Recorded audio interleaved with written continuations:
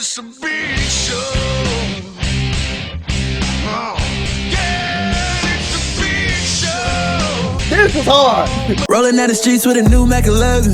Still going hard, no questions. Yeah. I ain't never been a sun in my motherfucking life, but I'm still ballin' out like Devin. Yeah. Shooting stars, gotta miss my presence. Up regardless, like I'm 7-Eleven. 1-800, get it 24/7. The dawn horizon, I see 3 777s. If you scared, go ahead, talk to the Reverend. I say close to my motherfucking well. God, yeah. This is the Run a part little bit. where I'm supposed to say, I look forward to WrestleMania because I personally respect The Rock. I don't. Now, it's interesting that Cena claimed to not respect The Rock when he followed his exact career path, becoming a WWE superstar, then leveraging that fame to secure opportunities in mainstream Hollywood productions. The Rock was loved in the WWE, but after he abandoned the business, he slowly ruined his public perception with his repetitive mediocre movies, pathological lies, hyperinflated ego, and stripping all of his humanity to become a walking advertisement. John Cena was one of The Rock's original haters, and he saw right through The Rock's phony character long before you and I did. And since then, he seemingly assessed all the mistakes The Rock made and now has the perfect blueprint of what not to do, and it's working perfectly. As The Rock's reputation is at an all-time low and his movies are bombing left and right, Cena's career is on a strong upward trajectory with no signs of slowing down. Today, we are going to analyze exactly how John Cena stole The Rock's legacy, becoming the actual people's champion. Cena and Rock had nearly the exact same experience upon entering the WWE. They both desperately needed a rebrand since fans were not connecting with the character or lack of character they presented. Starting with Dwayne Johnson making his WWF debut as Rocky Maivia in 1996. Nicknamed the Blue Chipper, Johnson was hyped as the WWF's first third-generation wrestler, as his father and grandfather led a historic wrestling bloodline. Rocky became the company's Intercontinental Champion and wrestled his first WrestleMania match within months of entering the promotion. However, fans did not accept him with open arms. Rocky sucks.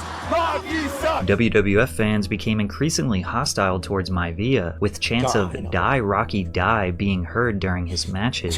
Cena also had a tough time with the crowd in the beginning of his career. John made his WWE television debut on SmackDown in 2002 by answering Kurt Angle's open challenge. When asked what quality made him capable of being a superstar, he infamously responded that he had ruthless aggression, and then put on a well-fought match against one of the company's best technicians. Despite his good looks, babyface appeal, and being built like an absolute house, Cena was not resonating with fans, and there really wasn't much to like. He looked and felt like when he created... bro. Look at his mitt. Oh my god, bro, Cena. Look at his cut. Oh my god, bro. Bro, like, this is literally the cut police officers have. Like, he looks about ready to turn off his body cam and just put whole 9 in your back. Like, bro. Oh my god, bro, look at his mitt. My player in a video game and don't have any upgrades unlocked. Even though wrestling is scripted, how the fans react to the show is entirely real. Wrestlers can either lean into the fact that fans hate them and become the villain, aka turn heel, or try to figure out a way to get the crowd on their side. Both men felt their career was on the ropes, and both of them had a drive for success like no other. However, this is where Dwayne and John chose different paths. In August of '97, Dwayne deaded the Rocky Maivia name and referred to himself in the third person as The Rock. He had officially turned heel. Now portraying a self-absorbed narcissist, The Rock regularly insulted the audience, fellow wrestlers, and interviewers whenever he could. The Rock mastered the art of cutting promos, whether he was delivering one of his signature catchphrases like, "If you smell what The Rock is cooking," or roasting his opponents in backstage interviews. He had the crowd fully immersed into the world he created.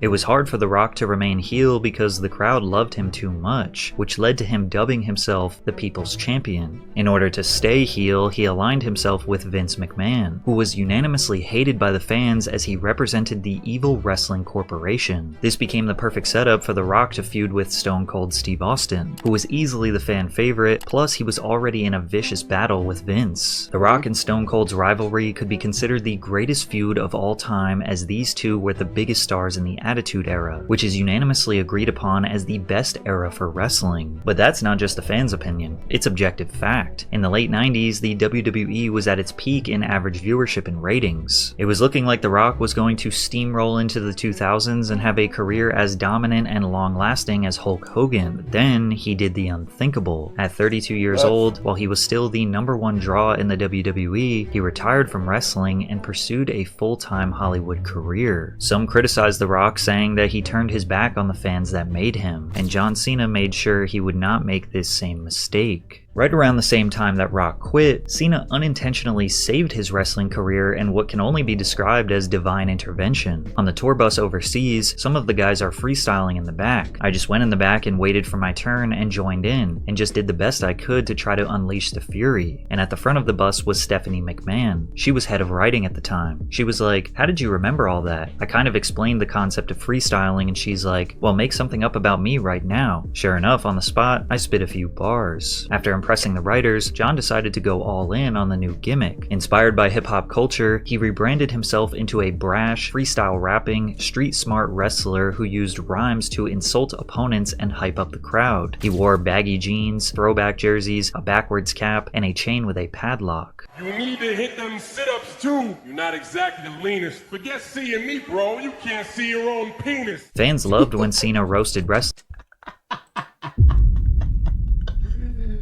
Oh my god. Oh, he cooked. He cooked. Nah, that's heat. He cooked.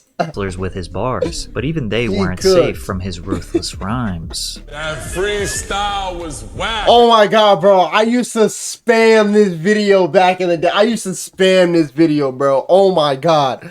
I used to spam this video. I couldn't wait for it to end. I got no wife, but you got a boyfriend. Up until this point, the I used to WWE spam that embraced video, rock bro. music to match its gritty aesthetic. Cena promoting hip-hop was a fresh change for the business. Plus, it was culturally relevant. In the early 2000s, rappers like 50 Cent were dominating pop culture while wearing baggy clothes and rocking diamond chains that spun. Cena won the titles and redesigned the belts to match that of a famous rapper. But that wasn't the only thing about Cena that hip-hop inspired. G-Unit rapper Tony Yayo had a signature move where he waved his hand in front of his face, and that simple move would have an astronomical amount of influence on John Cena's life. Wow. You see, John I'm not gonna lie, I had no idea that's where that originated from. I had no idea that's where that originated from. Will I remember this after this video? No. So in my head, he's gonna forever be the creator of it. But I didn't know that was the root. Had no idea that was the root. Cena was not just role-playing a rapper, he actually rapped. And to prove that, He he did. released his He has a debut platinum album. This album, is You his Can't See platinum Me, in 2005. The lead single, The Time Is Now, would end up becoming his iconic entrance theme music. When playing the song for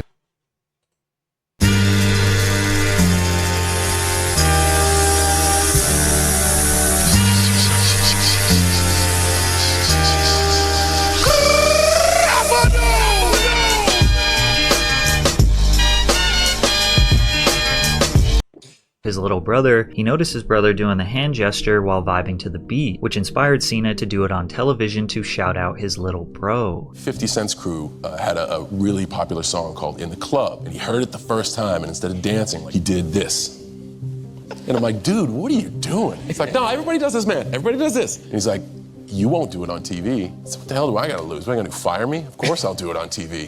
But instead of doing this, I did this. The phrase, "You can't see me," was his way of taunting his opponents. It's kind of like saying, "You're not on my level." However, as a joke, fans took the phrase literally, pretending that Cena was actually invisible, leading to countless photos and videos where people pretended to not see John Cena. Check any Reddit thread or comment section throughout the internet discussing Cena, and you will see some sort of joke referencing that they can't see him. The meme has held strong for decades. Just recently, Kai Cenat and IShowSpeed collabed with John Cena and both played into the joke. Yo, who y'all talking to?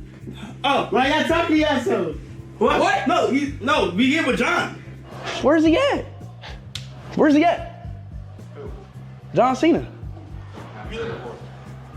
John Cena, where's he at? From there, the internet took a liking to making John Cena related Nah, That was funny. memes. It's hard to explain why, he's just memeable. What kind of animal would John Cena be? A tiger, because he has the eye of the tiger. He does have the eye of the tiger. Are you sure about that? My personal favorite is Unexpected John Cena, which refers to a jump scare trend that interrupts John Cena! And while some other people would likely get annoyed if they were being made fun of by millions of people instead of being praised as the biggest, baddest dude on the planet, Cena embraces the memes, and he doesn't mind being the butt of a joke. And I never get offended. I love hearing it. I think it's extremely creative. It's something that's been in the internet cycle for so long, but it still never gets old. John showing admiration for what most would deem as annoying is just one of the many reasons why he is seen as a man of the people. Just like The Rock, Cena quickly exploded to the top of the WWE roster and was the face of the promotion. And also just like The Rock, he stepped into an acting role as John Triton from The Marine. WWE Films, now known as WWE Studios, is crucial in expanding the brand beyond wrestling and into mainstream pop culture. They produced No Holds Barred, one of the first films that helped launch Hulk Hogan's acting career. The company also co-produced The Scorpion King, a film that introduced The Rock to Hollywood. Now, the WWE hoped The Marine could do the same thing for another superstar. However, Cena admitted that he was not ready to step into film. It was actually Vince McMahon who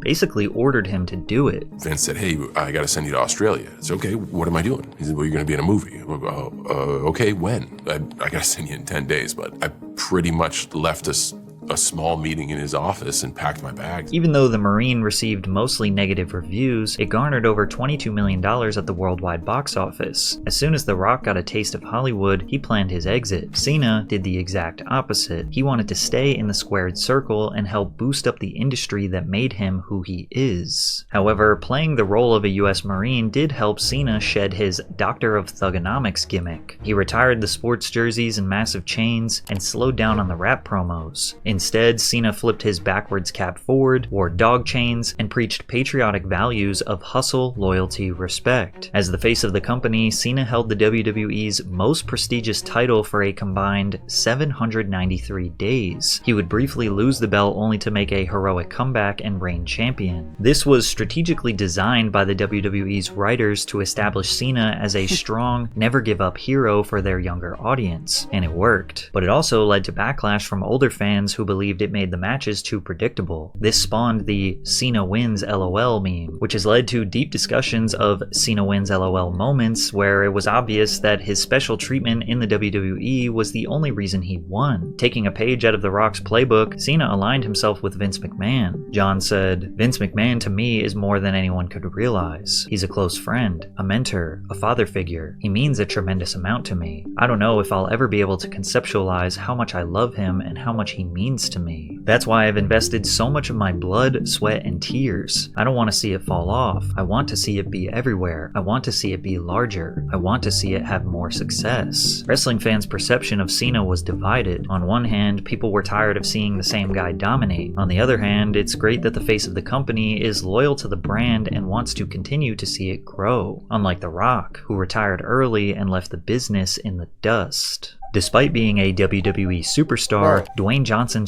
How they felt about Cena is literally how I feel about Cody Rhodes right now.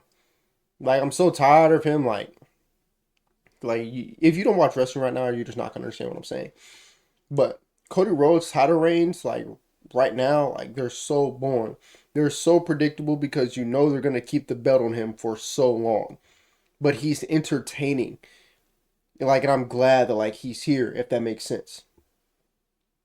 But like the match you just had with Drew McIntyre. Drew McIntyre is so long overdue for a long title reign. A long world championship title reign.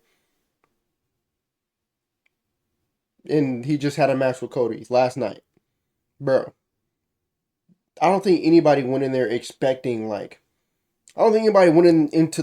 watching that match expecting Drew to actually win. Didn't Cody basically save the WWE? I mean, I don't want to say he saved it, but he brought yes, he did. Him along with Roman, CM Punk, definitely saved the WWE because if WWE didn't bring back CM Punk, like a lot of their best feuds over the last couple years, they don't happen. But that's a whole other rabbit hole that we're not going to get into because it's not a lot to do with the video. I'm a wrestling fan. I will get deep into this rabbit hole. But yeah, to answer your question, yes, kind of, sort of. But he's just like, in my opinion, bro, he's just too like, Cody's just too like, we just know it's predictable, bro. Like, you'll have to watch it. Like, it's pretty predictable. Struggled to establish himself as a leading man in action films. He only found financial success in family-friendly films like The Game Plan and Tooth Fairy, but they didn't challenge his acting abilities, nor was hold on. In family-friendly. So y'all know I have to bring this up every time Madison Pettis appears on a screen of mine. I talked to Madison Pettis when I was like 12 years old. We were on stream like 3 weeks ago trying to find the messages. Couldn't find them because she had another Facebook account. Oh my, still no proof. Yeah, you remember the stream. We were on the stream trying to find the messages. Her Facebook account was not connected to, like it was a new Facebook account, pretty much. My account's the same. I don't use Facebook. I've had the same Facebook account since like I was like 11. But she had a new account, so the messages weren't on the new. You know what I'm trying to say, bro. So this day, bro, I should probably DM her or something, see if she remembers me. It's probably what I should do, right? I talked to her, bro. This is back when I had braids. I have braids right now, but it's like back when I really rocked them when I was a kid. If y'all knew me growing up, you know. Then she dated Jaden Smith at the time. I was really trying to convince her, like, bro, I look just like Jaden Smith. I look just like Jaden Smith. Leave him for me. That's literally pretty much what I was saying. She wasn't going for it, but we were good friends. We were really good friends. We talked like once a week, bro. So serious. Only God and you believe you, fam. Chill out. You're probably getting groomed by a 50-year-old neck beard. Bro, how you cooked? No, bro, it was Madison Pettis, bro. The profile was verified, dude. It was a verified profile. She was posting regularly, bro. Like, bro. Oh my God, bro. It was her. Films like The Game Plan and Tooth Fairy, but they didn't challenge his acting abilities, nor was this his ideal role in Hollywood. His career took a step in the right direction with his role in The Other Guys and lead in the action film Faster. By this point, he had spent 7 years as a full-time actor, and yes, he was successful, but he still wasn't satisfied. Lucky for him, a perfect storm was developing. The Rock got an opportunity to be a part of the Fast and Furious franchise, which was a multi-billion-dollar global movie empire. To this day, his best movie roles ever. Like, he will never have any movie role that eclipses what he did in the Fast and Furious franchise. Dwayne's role as Luke Hobbs went over well with fans. It would establish him as the global action star he dreamt of being. This is why many people believe he only returned to the WWE 7 years after his retirement to maximize his publicity and promotion power, as his return was conveniently 2 months before the release of this monumental film. Then again, the WWE needed him badly at this point because they were a few years deep into what is now known as the PG era, and ratings were plummeting. The PG era refers to WWE's shift to family-friendly TV PG programming. This change was made to appeal to a broader audience, attracting corporate sponsors and securing lucrative TV deals. This PG era negatively impacted the WWE by stripping away much of the intensity, unpredictability, and edgy storytelling that made the company thrive during the... And that's when I became a fan. I became a fan of the WWE. It was a random Friday night. I remember this. Random Friday night. It was thunderstorming outside. And we were flipping through the channels on TV in the living room. And I just ended up seeing an episode of SmackDown. It was the end of the episode. I remember this episode. The Undertaker's at the top of the stage. He was holding up the championship belt because he just took it from CM Punk or whatever, right? Episode. I could pull up the episode. Like if I like after this video, I'm gonna pull up it. Weren't they showing straight ups? And he's before the PG era. No, they weren't doing all that, but how can I put it? What you're seeing right here in this picture is pretty much the best way to describe it. Anything that involved something like this being shown on TV, it was his idea. He brother, if we got into the lawsuit, you'd understand. freak of nature in the worst possible way. I'm telling you. Attitude and ruthless It was all aggression Vince. eras. They eliminated blood, extreme did. violence, They and did. risque segments, and did. introduced over-scripted promos, sanitized characters, and weaker heels, making feuds feel less personal and intense. The overexposure of Cena as a kid-friendly superhero alienated older audiences. The crowd would scream, And back then, like, when people, like, I was like 10 when I got into this. And I was 9 when I got into it. But I was 10 when I really became, like, a hardcore fan of the WWE. So, obviously, Cena was still huge at the time. Bro, this is when I became a fan and seeing this and, like, just seeing how John Cena was, like, with kids and stuff, the Make-A-Wish and stuff. I'm like, bro, y'all not respecting my GOAT for what reason? Why y'all disrespecting my GOAT? But like when you're older, like, and you look back on this stuff, like, you understand now, bro. But when I was little and I was seeing this, like, him right here, if I would have saw him, if I was little, I probably would have went up to him. You know what I'm saying? Probably would have spit on his shirt or something. You know what I'm saying? John Cena sucks whenever he made his entrance. They were fed up and disappointed with the company as a whole, so they took their anger out on the top talent. This would have been the perfect time for Cena to turn heel, but in the PG era, it is nearly impossible to play a villain while still being kid-friendly. Plus, he was still the That's young true. kids' He favorite. was The the top- just WWE gonna say that. needed He to was come the up top with a villain babyface. the crowd could root for against Cena, and they brought back one of the best heels of all time, The Rock. And if you thought John Cena and The Rock's beef was nothing more than a fake feud for entertainment, you'd be wrong. was The Rock definitely made real. his long-awaited return in February of 2011, where he announced he would be hosting the upcoming WrestleMania. During his promo, Johnson took shots at Cena. The following week, Cena responded with a rap where he mocked Johnson's acting career. It's because I wasn't talking trash, Rock. I was talking truth. You left us hanging high and dry to play a fairy with a tooth? This feud went back and forth for weeks, with The Rock constantly embarrassing Cena by making fun of his bright-colored clothes, fake gangster persona, and kid-friendly. Believe it or not, this is the reason. This is one of the reasons why, like, I never liked The Rock. Because, like, I knew when I was when I started watching wrestling, I knew about The Rock, but I didn't know about him. Like, I didn't go back to watch none of his matches. I didn't know nothing like that, right? So when I first got really introduced to The Rock, it's when he came back. And as I just said, I was a Cena fan. Like, I was a Cena super fan, bro. So when he came back, it started like disrespecting John and stuff like that. And I'm like, bro, in my head, I'm thinking, bro, why do people like him so much? Like, he's literally like he's just disrespecting John, bro. So this is why, like, I was rooted to just never like The Rock. Like, I just rooted to just not like him, bro. appeal. So serious. It was then established that The Rock would face off against John Cena, icon vs. icon billed as once in a lifetime, at WrestleMania 28, making it the first WrestleMania match to be set up 1 year in advance. In the meantime, Cena continued to be the antagonist in That's the true. ring, night after They set that match up literally at the WrestleMania prior to when The Rock attacked John Cena in the main event. Like, they literally knew, like, fortunately for them, that WrestleMania 27 was one of the worst WrestleManias of all time. Like, you cannot convince me otherwise that was a great show. Outside of Undertaker versus Triple H, that was a terrible show. That was a terrible show.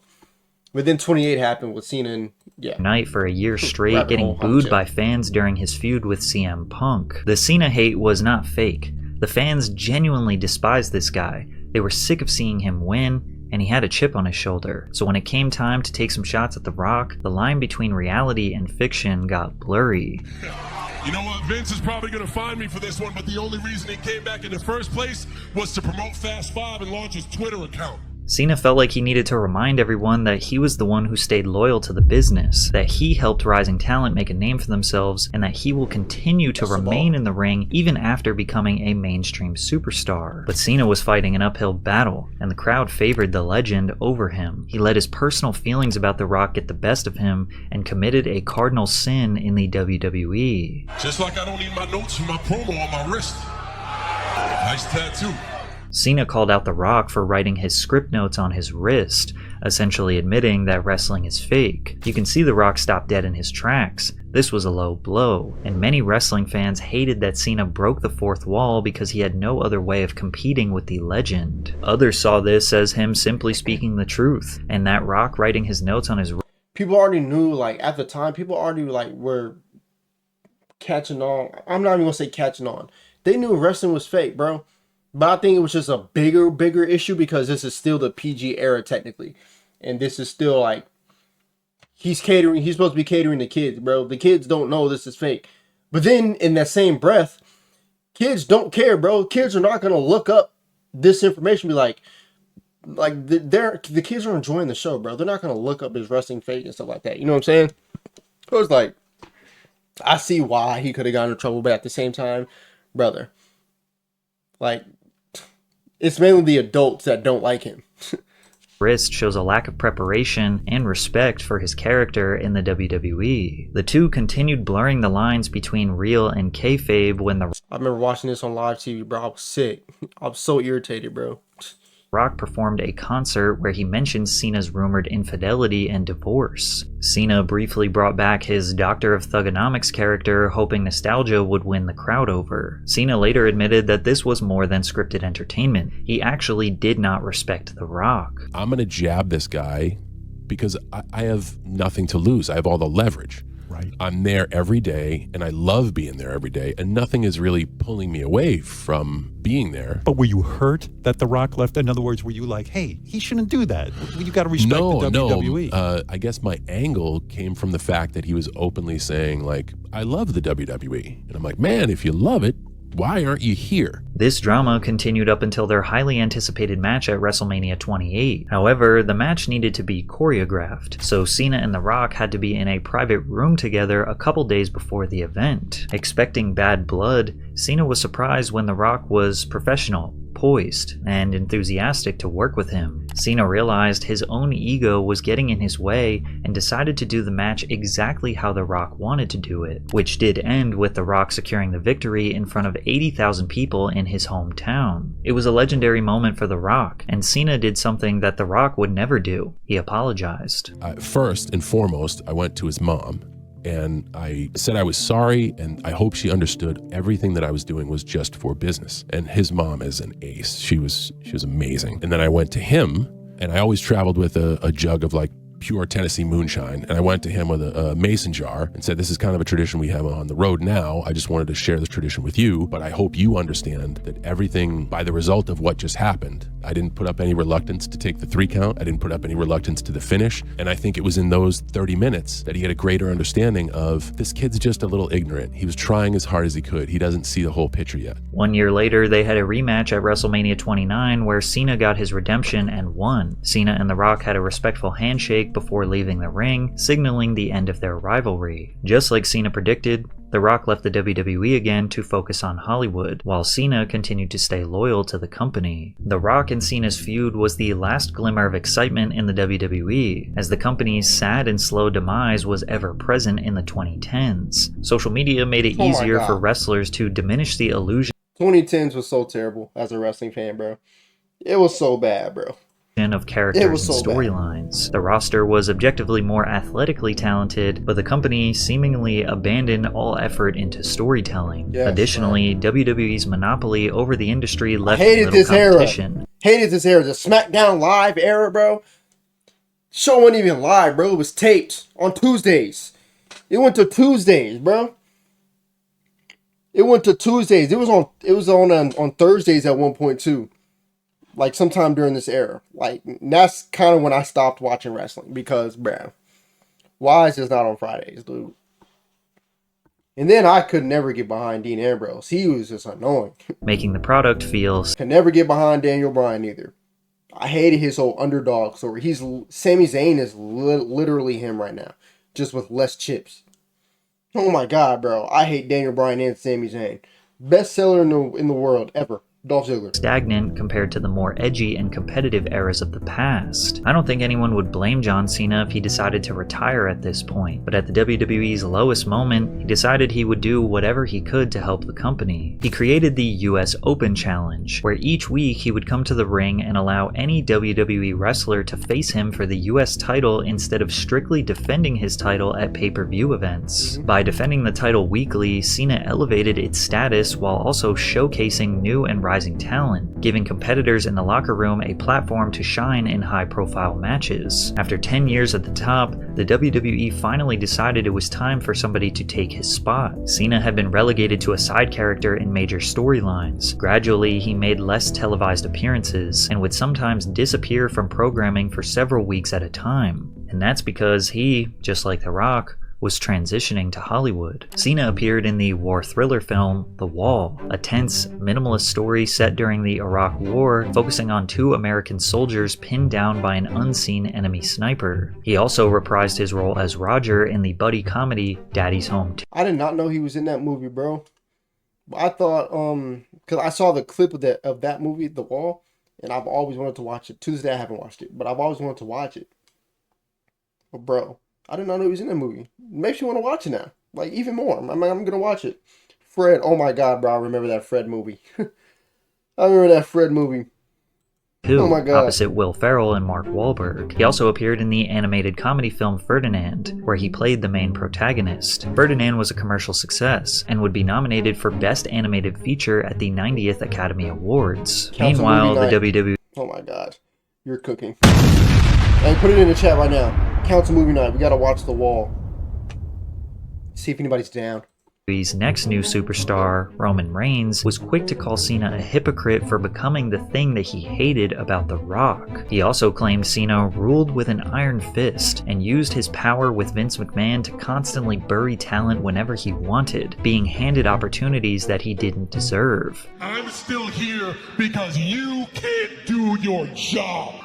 The truth is, the WWE needed Cena, and he carried the company on his back while ratings dropped year after year. He had absolutely no problem helping new talent, trying new storylines, getting booed by the crowd. If it was helping the business, it was good with him. He remained the top guy because nobody else had the star power to take his spot. Now, it's hard to blame the individual wrestlers, as building up new talent requires great storytelling from writers, and also Vince McMahon and other corporate decision makers taking risks on guys. But at the end of the day, all of the greatest wrestlers have the ability to work a crowd and fully immerse them into their character, and it's hard to argue against Cena being one of the greats. As John exited the WWE and entered Hollywood, he may have learned what made everyone despise The Rock's films, and decided to go into the industry with the exact opposite strategy, by first being very selective of the projects he takes on. He said, "Step 1 is reading something and liking the material. My poor agent will be like, they're considering you for this, and I hate being a dick about it, but I'm like, send me the material. I know you think it's a great opportunity, but if you sign me up for this opportunity and my heart's not in it, it's going to suck. I'm going to suck, everybody is going to suffer, I'm going to hate promoting it, and we're going to set ourselves back. So, send it to me and let me read it. If I enjoy it, then we'll talk." This is the polar opposite of The Rock's mentality. If he doesn't love the material, he will just change the entire story to benefit him. The Rock has a contract in every one of his movies that specifically says that he cannot lose a fight on screen. He also bashed his Fast 8 male co-stars, calling them candy asses that get his blood boiling because he didn't have creative control. We found out this rant was targeted at Vin Diesel specifically when a production source told TMZ, in part because Vin is a producer and has made decisions that didn't sit well with the former wrestling champ. Another source explained that Vin was having problems with The Rock because he kept showing up late for production, sometimes failing to show up at all. Even during the filming of his 2024 Christmas movie Red One, he admitted to the criticism of him showing up 7 to 8 hours late for filming and even peeing in bottles when he wasn't near his trailer. But The Rock doesn't only throw little temper tantrums when he doesn't get his way. He once tried to restructure the entire DC extended universe just to give his role as Black Adam a more... Oh my God, bro. I saw this movie. This movie was terrible. This movie was absolutely trash. This movie sucked. favorable outcome. Dwayne tries to sell himself as bigger than the movie, said a high-ranking Hollywood executive who asked for anonymity. He's one of the few people who always thinks he's the most important person in any situation or room. Dwayne posted on his Instagram, "The hierarchy of power in the DC universe is about to change," hinting that he was going to try to make Black Adam the center of the DC universe. It was revealed that the main issue behind the scenes was that Dwayne did not want Shazam to be Black Adam's rival, even even though that's how the original story is written. Instead, he wanted Black Adam to fight Superman, who is a much more iconic mainstream character. Bro just wants Black Adam. Which is why if you saw Black Adam, at the end credit scene, Superman walks in. Literally, like, he's annoying. But if you saw the end credit scene, Superman walks in the frame and that's it. I don't know if I just spoiled that for anybody, I'm sorry. But now you know the end credit scene for Black Adam. This is literally what happened. Like, this guy Original story is written. Instead, he wanted Black Adam to fight Superman. And first of all, trying to have Black Adam be the center of the DC universe when Batman literally exists? Good luck. Batman is still top in DC. You're never beating that. Sorry. Who is a much more iconic mainstream character. Bro just wants Black Adam to be DC's Thanos and go up against Superman to lead to an eventual draw because his ego is inflated, and also he puts in the contracts that his character can't be beaten. But when John Cena got his chance to play a DC character, he did the opposite. He trusted the writers, directors, and actually satisfied fans with his role as Peacemaker in James Gunn's The Suicide Squad. Peacemaker is a violent, ultra-patriotic mercenary who is both ruthless and hilariously misguided. That's when I hold in flag. Nothing like a bloodbath to start the day. They call you Peacemaker. I cherish peace with all my heart. I don't care how many men, women, and children I need to kill to get it. He also lost the final fight in the film to Bloodsport, something The Rock would never do. Cena's performance was so good he got a spin-off TV series on HBO Max. There you see, Batman doesn't kill people. Because he's a He's a dark creature of the night. He's a jackass who wrestles with murderers dressed like clowns and throws them in prison so they can break out of prison and then murder more people. Riddle me this. How many people you think Batman's indirectly murdered by being too much of a candy ass not to kill these fools who clearly need to be smoked once and for all, you wrinkly, Shar-Pei-looking dementia-infested Beneath the bravado exterior, Cena challenged himself to portray a deeply broken man struggling with trauma, self-worth, and the toxic influence of his father. You killed my brother! You killed Keith! And you're only right about one thing, I am a piece of shit! I'm a piece of shit for listening to you for all those years! I'm a piece of shit for not killing you in your sleep! John Cena is the actor Dwayne Johnson thinks he is. While The Rock tried to undermine and replace decision makers at DC Studios, John Cena praised them. What I will say is I'm very excited about certainly the new leadership at DC because I love James Gunn as a human being and Peter Safran as well. I have the utmost respect for them as professionals. What you will see from DC in the future is the heart of James Gunn. He is not going to leave anything on the table. He will not make a vanilla movie that says movie on the end of it and then serve it to you. He will take chances, he will be brash, he'll do things his way, but you will get authentically his creative mind, which I think is brilliant. So whether the future of DC involves Peacemaker or not, as a fan and as a friend of James, I'm excited for the future of DC. At this point, it seems like what Cena is doing is intentionally being the opposite of The Rock, because he said he would support DC's vision whether or not he is included in future films, whereas The Rock was asked to make a cameo as Black Adam in Shazam 2, but said no. The Rock is also a family man, and John Cena shocked the world when he said he didn't want any kids. I also know the investment that it takes. And my biggest fear is, as someone who's driven, many times stubborn and selfish, I try to approach the world with kindness and curiosity, but I don't think I'm personally ready, nor will I ever be, to invest the time it needs to be a great parent. Even their Instagram accounts, which is a celebrity's main vehicle for promotion and public relations, couldn't be any more drastically different. The Rock uses his Instagram to relentlessly push his larger-than-life persona, but also tries to be relatable at the same time. He posts about him being the biggest, strongest, hardest-working man in the gym, who travels the world promoting his box office hit movies and is also the most electrifying entertainer of all time, all while having the perfect family, being humble, and having a heart of gold. But despite all of that, he claims to be just like you. One of his favorite ways to display that is with his cheat meals, because even though he is a 52-year-old with 262 pounds of pure muscle and an extremely strict diet, he needs some junk food for the soul, just like you. But these days, all of his cheat meal posts are interrupted with an ad for his tequila brand. It's a case that I catch often, it's a case that you guys catch often too. It's a case of the it's I caught a Wednesday night case of the And as you guys know, and for those of you who may not know, you catch the it's I'm gonna eat whatever I want, drink whatever I want, listen to whatever I want. It's Wednesday, midweek. We've worked hard. We've earned it. We deserve it. So let's go. So tonight, my consists of the sushi train, which is rolling out of the train station right now. As you see, a frosted bottle of Terramana right out of the freezer, how I like it. Terramana Añejo, which is my favorite. Very sexy. This is the one thing that The Rock had that everyone unanimously agreed made him actually relatable and human, but he ruined that by now turning the segment into just an ad for his tequila brand. Every facet of The Rock's existence is a carefully crafted PR campaign to sell you something. The Rock started out as an American football player, so he purchased a football league. The Rock likes the gym, so he started a gym clothing brand. The Rock has a skincare routine, so he started his own wellness brand. The Rock likes tequila, so he started his own tequila brand. The Rock likes energy drinks, so he started an energy drink brand. Sign up for The Rock's debit card. Listen to The Rock's Spotify playlist. If there's an area of his personality or life that can be exploited for profit, he will do it. John Cena's Instagram, on the other hand, is quite literally just a bunch of random... Oh my god, bro. If you have not seen John Cena's Instagram, bro, please go look at John Cena's Instagram. He has like the best Instagram account ever, bro. It's just no context posts. Like he just posts pictures and like you just have to just imagine.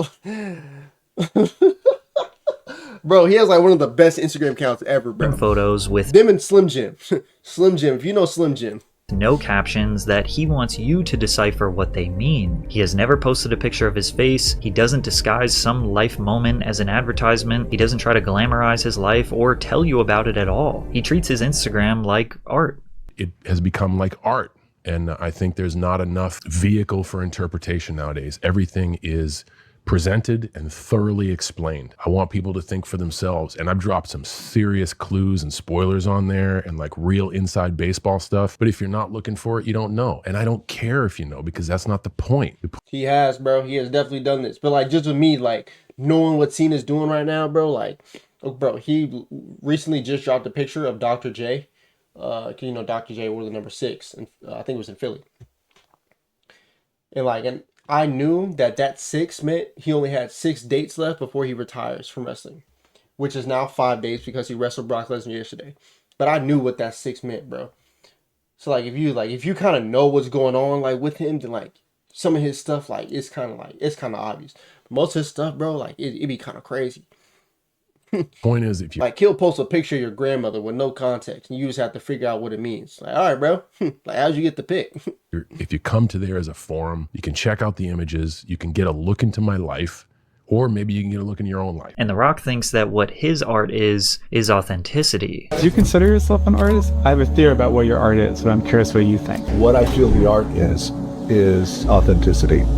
That's what this art is. Perhaps this is the ultimate difference between these two men. The Rock will tell you he is authentic, and John Cena will just be authentic.